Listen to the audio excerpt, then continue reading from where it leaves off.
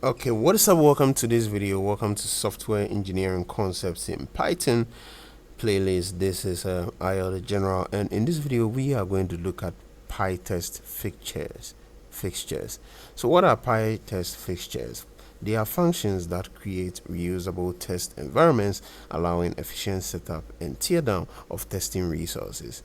They solve the problem of preparing test data and dependencies for databases, APIs, and complex object structures. If you use the @pytest.fixture decorator, fixtures inject directly into test functions as arguments, eliminating code duplication. So we'll look further at an example. So over here, we are going to look at how fixtures work. Fixtures are defined as regular Python functions at pytest.fixture decorator. When a test function lists a fixture name as a parameter, Pytest automatically calls the fixture before running the test.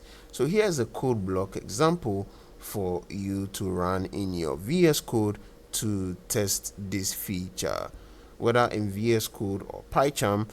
So the yield statement in fixtures is particularly powerful as it provides the fixture value to the test, and this executes a teardown code after the test completes, ensuring proper resource cleanup regardless of the test outcome.